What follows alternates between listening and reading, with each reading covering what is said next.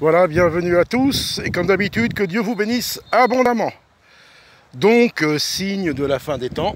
Alors là, pardon, nous voyons depuis quelque temps, des années, même des siècles, ces guerres là, mais nous arrivons, tout ce qui se passe en Israël, Palestine,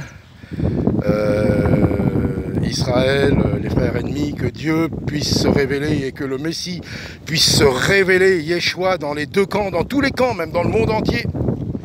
Donc voilà, mais bon, de toute façon, le Seigneur, Dieu connaît les siens. Hein. Donc, voilà. Donc, je pense, vous voyez les révoltes, ce qui se passe aussi ici, en France, policiers qui sont tués, révoltes, parfois des bavures de policiers aussi, la violence, ça a toujours existé.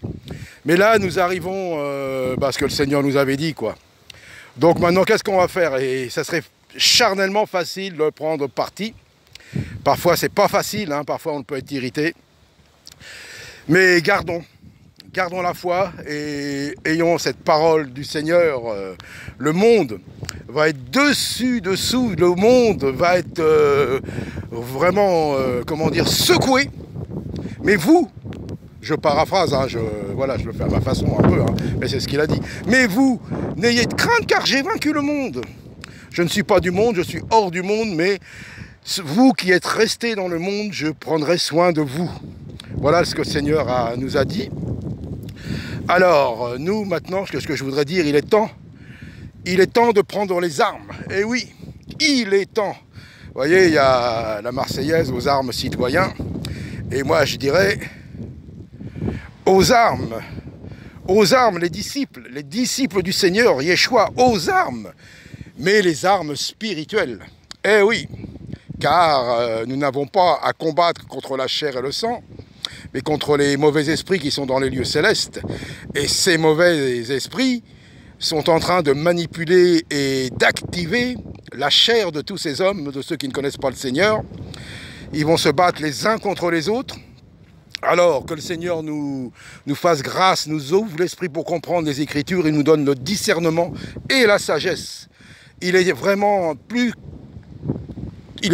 temps de demander au Seigneur la sagesse, et comme dit Jacques, ne pas douter, car on ne recevra rien de Dieu si nous ne sommes pas dans la foi, si nous ne croyons pas que Dieu est là, et qu'il nous écoute, et s'il nous demande de prier, et ne pas prier pour des besoins, égoïstes, charnels, mais de prier pour que le Seigneur nous enveloppe de son esprit, nous enveloppe de son amour, nous enveloppe de sa puissance, nous enveloppe de la foi, nous fasse vraiment que cette parole de vie, cette véritable parole de Dieu brûle en nous, au plus profond de nous, et que toute parole négative, toute parole extérieure du monde n'ait aucune puissance, n'ait aucun accès en nous. Au nom du Christ Yeshua, au nom du Messie, au nom de Jésus qui revient très bientôt.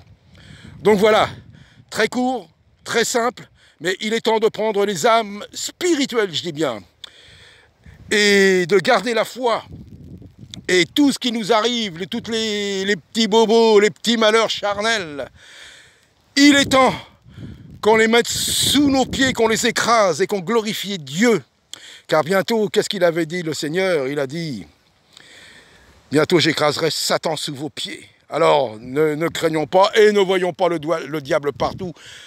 Nous savons qu'il est là, mais ne nous inquiétons pas et soyons dans la foi et sur le roc qui est Yeshua. Voilà, que Dieu vous bénisse, à très bientôt. Et si nous sommes dans les épreuves, dans les situations difficiles, prions une bonne fois pour toutes, que ça soit libéré et qu'on puisse accéder au royaume, vraiment dans la paix, dans la foi, dans la joie, et que les brebis perdues de la maison d'Israël puissent venir se greffer de nouveau sur l'arbre de vie, sur Jésus-Christ. À très bientôt.